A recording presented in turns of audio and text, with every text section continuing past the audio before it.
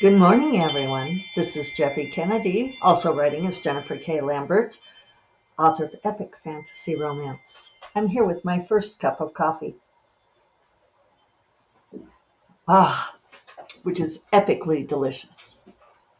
Today is Tuesday, August 12th, and yeah, halfway through August almost. I'm not personally attacking anyone on that. Uh, I'm traveling this week, uh, heading out this afternoon and be my last travel for a little while that we know of. Um, well, at least my last con travel for a while. In September, I have to go to Tucson and deal with some financial stuff for my mom. And in October, I am taking my mom to her high school reunion, St. Mary's Academy. I love how, like, after 60 years, they just called them golden alums. They no longer put a number on it. So, yeah, St. Mary's Catholic Girls School in Denver, Colorado. We're going to go for her reunion, which should be really fun. And we're going to stay at the Brown Palace Hotel, which I thought would be, it was surprisingly affordable compared to other hotels. There's none like right near the school or the most of the events. And it's like a Marriott Bonvoy property now, which is interesting because apparently these tentacles are taking over everything. But yeah, I thought that would be really cool. For those of you who, I mean, probably 99% of you listening to this uh, are not familiar with Denver or the Brown Palace Hotel, but it's a very old hotel. It's been in Denver since the gold rush. There's like old photos of the lobby hotel. They would actually bring cattle in there for like the stock show for the cattle drives. Why they thought that was a good idea, I don't know, because it's a beautiful hotel. I mean, it's like marble and gilded and old wood uh, and we used to go to Ship's Tavern at the Brown, which is just a great tavern and restaurant, and it was a fixture for much of my childhood. It's like I said, a downtown hotel, but like if we would go down to see the lights at Larimer Square and so forth, we would always go have drinks and dinner at Ship's Tavern. And my stepfather would complain bitterly about the cost, as he often did complain bitterly about the costs of everything. I had that Irish Catholic in him. That was unfortunate.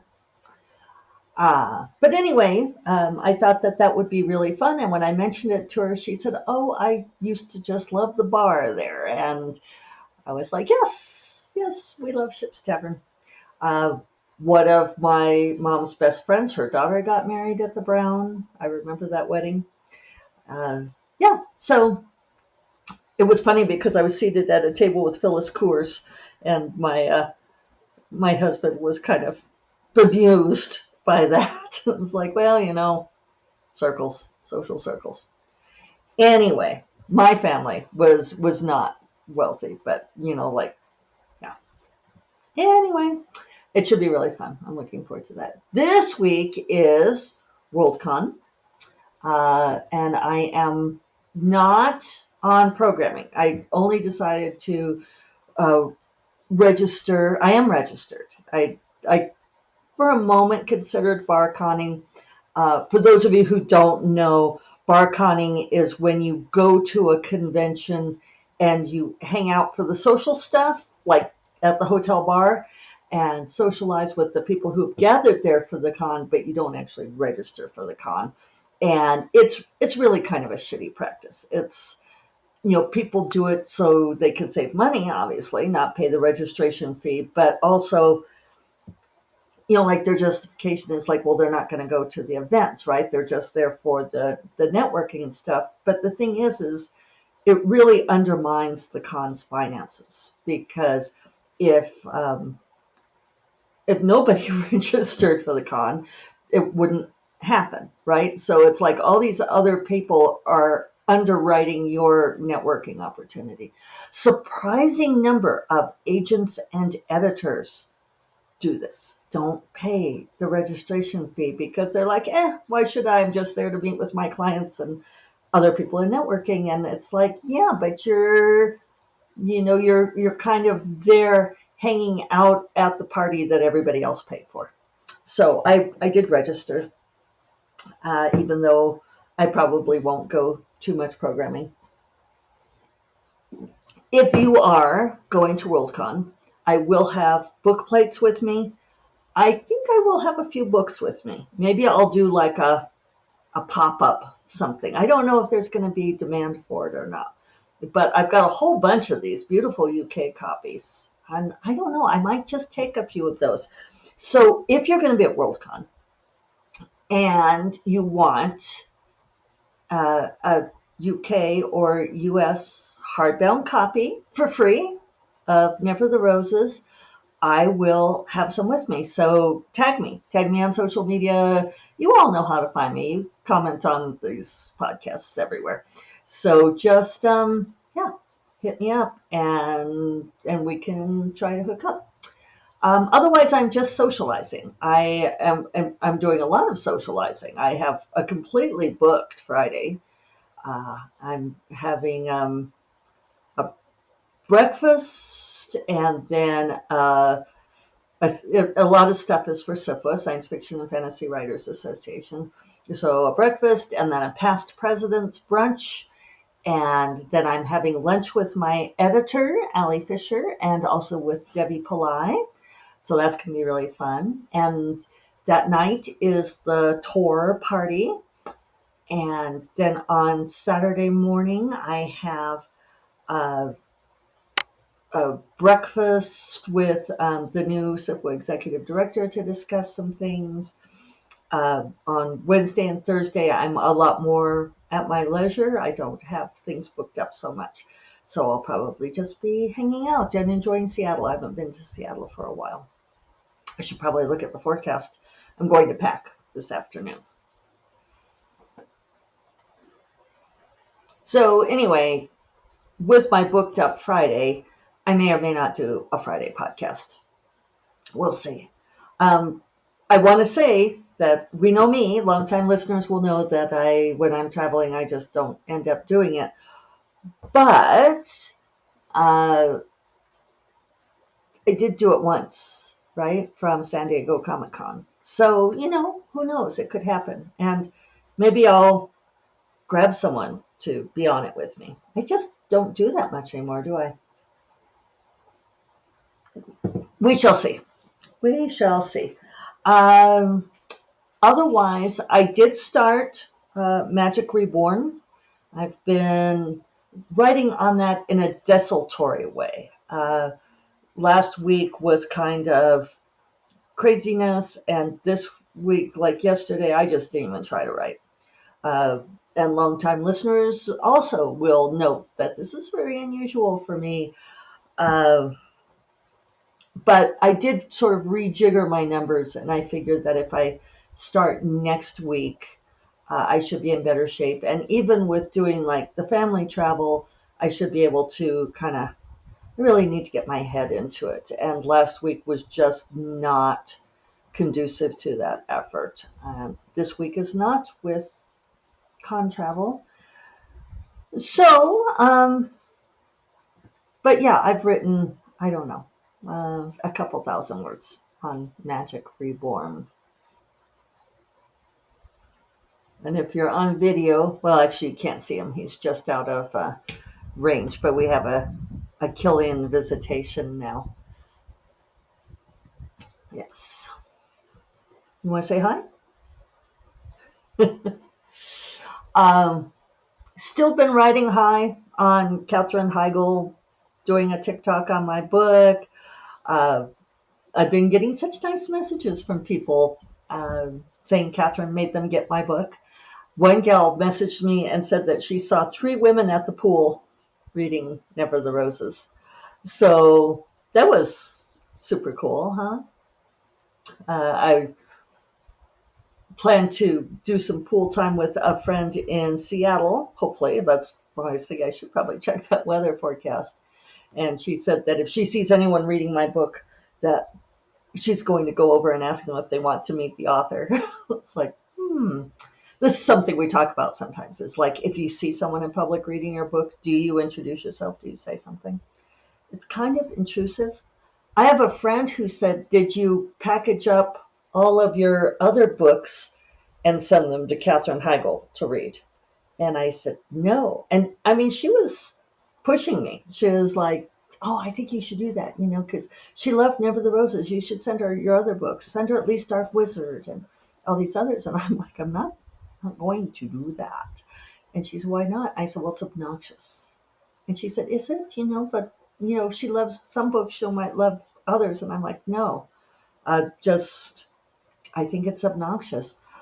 But I do know authors who do this kind of thing. Not exactly that trajectory, but I remember when my friend Dorinda Jones got her first book came out and was such a huge seller, and she got attention from all these other big name authors that kind of glommed onto her in weird and interesting ways. And they sent her their books. And one, I wonder if all of that came through. It kind of glitched there, and the sound bar looks weird. So I'm just going to repeat, just in case. When Dorinda's first book came out, or first couple of books, and where she was doing so well, these big name authors that were like in the genre just glommed onto her and like sent her, said, oh, I loved your book, and here's a copy of my book. And some of those relationships ended up being kind of toxic. And maybe that influences how I feel. Like one gal like tried to move in with her. I kid you not. She like came to visit and was in the guest room and wouldn't, and then didn't leave. People are weird. Oh, sorry. I have cat hair in my coffee. How did that happen? He just gave me the innocent face. He says he doesn't know. Says it's good for you. Actually, I have a coffee cup that my mom gave me that says everything tastes better with cat hair in it. So it's fair, legit. Yeah, so I don't know. Like there's this weird, a couple of these authors that I'm thinking of who did this, and I don't want to name names, were on the downhill slide. They were kind of I don't want to say they're has-beens, because the writing business is very up and down. Oh, there's Killian in the corner of the screen. He's settling in. We'll turn a little bit to give him, well, you could see his floofy ear. Because the business is very up and down. Nobody is ever at the very top forever.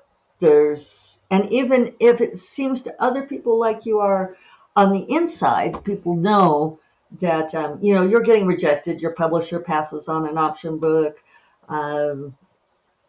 Somebody gets something that someone else doesn't have.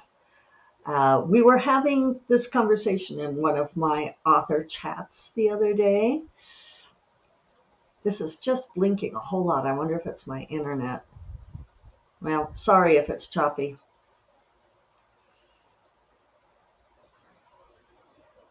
Yeah, I would like switch. I think it's the best it can be. Oh well, 'tis what it is. Low production value here at First Cup of Coffee.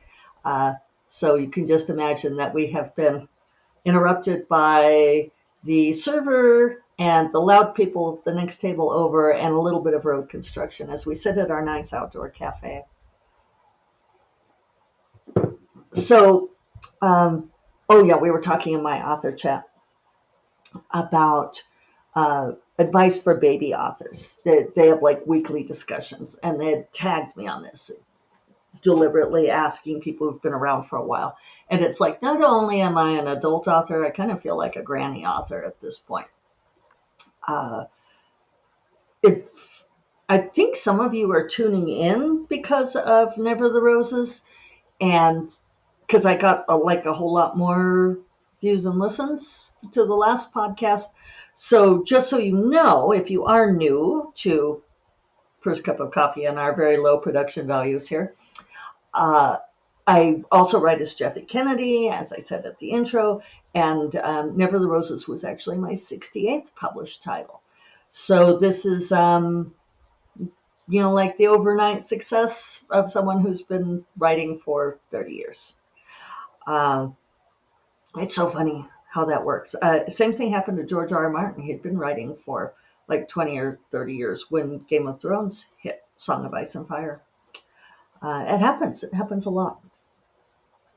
So, and I keep digressing, which is also on brand for this podcast.